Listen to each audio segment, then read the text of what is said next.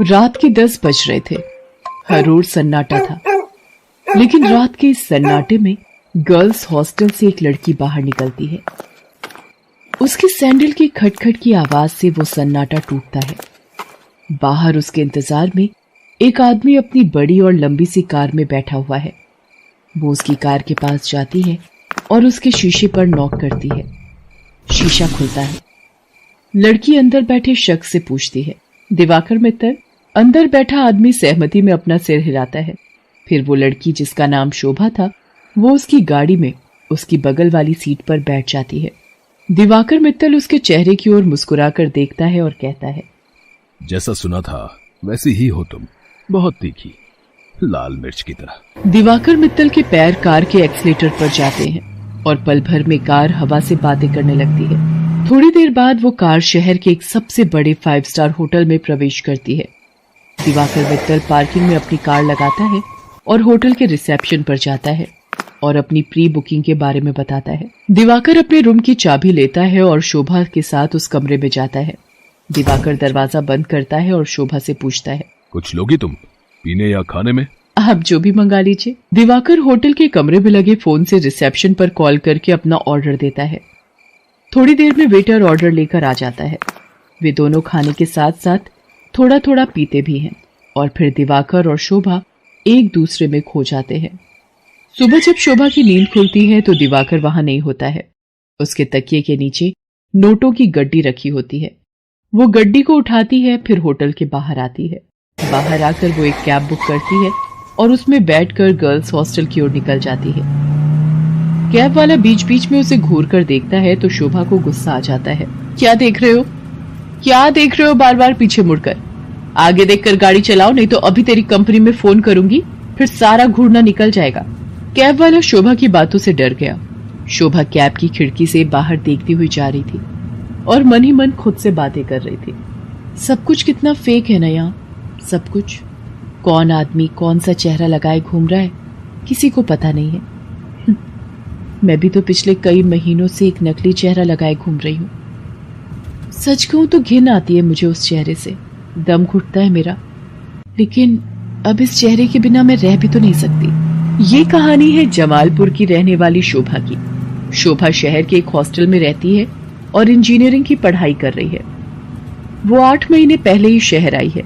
शोभा के पिता दीनदयाल उससे बहुत प्यार करते हैं। उसे अब भी याद है जब वो ट्रेन में बैठकर शहर आ रही थी तो।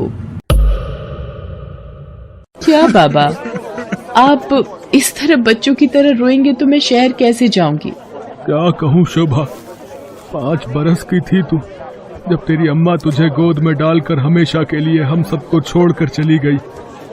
तब से तुझे ही देखकर जिया है। जानती हूँ बाबा। सोचा था कि एक बार ही तुझे विदा करूंगा जब तेरी शादी होगी, लेकिन शादी के पहले ही। ये कहकर दीनदयाल शोभा को गले लगाकर फिर से फूट फूट कर रोने लगा। ठीक है बाबा, मैं नहीं जाती हूँ शहर, यही रहती हूँ आपके पास। लेकिन आप ही तो हमेशा जिद करते हैं कि तुम्हें खूब पढ़ना है, बहुत बड़ा आदमी बनना है। अब आगे की पढ़ाई गांव में तो नहीं हो सकती, तभी तो मैं शहर जा रही हूँ। ठीक है, मैं ट्रेन से उतर जाती हूँ। उसी समय ट्रेन की सीटी बजी। दीनदयाल जल्दी से ट्रेन से उतरा।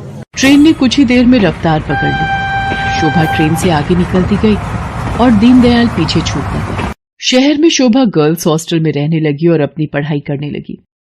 उसकी रूम पार्टनर थी रेखा। रेखा का बैकग्राउंड भी शोभा की तरह ही था। उसके पिता नहीं थे। उसकी माँ दूसरों के खेतों में काम करती थी। बहुत कठिनाई से गुजर बसर होता था। एक दिन की बात है, शोभा कमरे की सफाई कर रही थी तो उसे रेखा के तकिए के नीचे से नोटों की गड्डी मिली। इतने सारे पैसे, ये यहाँ कैसे आए? रेखा उस समय नहा रही थी। जब वो नहाकर बाहर आई तो शोभा ने उससे पैसों के बारे में पूछा, लेकिन रेखा ने उसकी बात का सही सही कोई जवाब नहीं दिया। आश्चर्य तो हुआ क्योंकि वे दोनों अच्छे दोस्त थे। कुछ बात तो है जो रेखा मुझसे छिपा रही है, लेकिन क्या? शोभा ने एक बात और नोटिस किया कि हफ्ते में 3-4 दिन रेखा रात को कहीं चली जाती थी और सुबह वापस आती थी। उसने इस बारे में भी रेखा से पूछा तो, तू भी बिना मतलब जासूसी करती रहती है, तू अपने काम से काम रखना। मैं कहाँ जाती हूँ, क्यों जाती हूँ, हर चीज का हिसाब देना जरूरी है क्या? ये जरूरी तो नहीं, लेकिन कल को हॉस्टल की वार्डन को पता लग गया कि तुम रात रात भर बाहर रहती हो तो क्या होगा? तुझे पता है ना वो कितनी स्ट्रिक्ट है। तो उसकी फिक्र मत कर, मैं संभाल लूंगी उन्हें। धीरे धीरे शोभा ने रेखा की लाइफस्टाइल में बहुत तब्दीली देखी। वो महंगे से महंगे कपड़े और जूते खरीदती, लेटेस्ट मोबाइल फोन रखती, उसका जब जो मन करता वो करती। शोभा उसकी लाइफस्टाइल से बहुत प्रभावित हो गई। शोभा ने बचपन से अब तक गरीबी ही देखी थी, इसलिए उसका भी मन करता कि वो भी नए कपड़े खरीदे, महंगे मोबाइल रखे, उसका जो मन करे वो कर सके। रेखा देख, मैं तुझसे ये नहीं पूछने वाली कि तू ऐसी रईसों वाली लाइफस्टाइल कैसे जीती है, लेकिन मैं भी तेरी तरह जीना चाहती हूँ। मैं तंग आ गई हूँ एक एक पैसे के लिए तरसते हुए।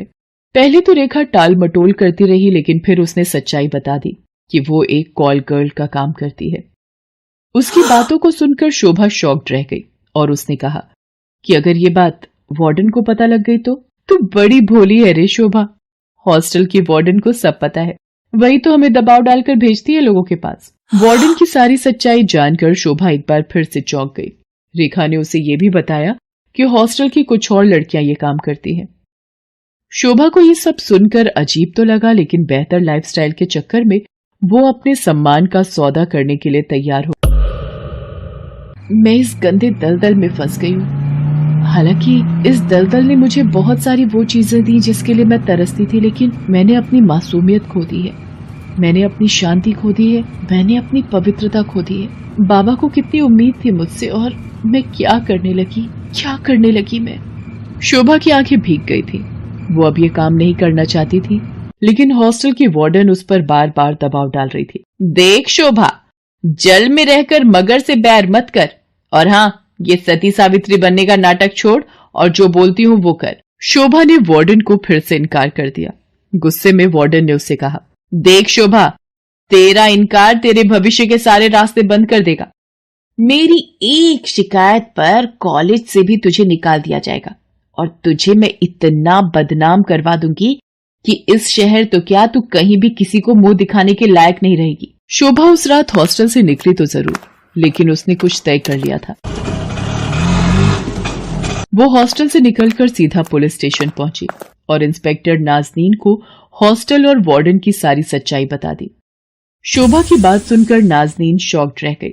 शर्म आ रही है मुझे तुम पर और उन सभी लड़कियों पर जो अच्छी लाइफस्टाइल के चक्कर में शॉर्टकट अपनाती हैं और अपने सम्मान का सौदा करती हैं, और तुम जैसे मासूम लोगों का फायदा तुम्हारी वार्डन जैसे लोग उठाते हैं। मुझसे बहुत बड़ी गलती हो गई इंस्पेक्टर नाज़नीन।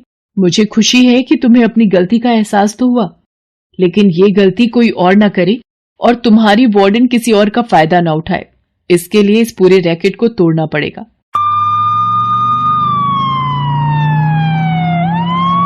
इंस्पेक्टर नाज़नीन ने वार्डन को गिरफ्तार कर लिया और उसे जेल भेज दिया। जिस वार्डन पर लड़कियों की सुरक्षा की जिम्मेदारी थी, वो उनका सौदा करने लगी थी। इस बात को सुनकर पूरा शहर सन रह गया। आज शोभा इंजीनियरिंग के लास्ट ईयर में है और वो बहुत ही मेहनत से अपनी पढ़ाई कर रही है। आखिर उसे अपने बाबा का सपना जो पूरा करना है,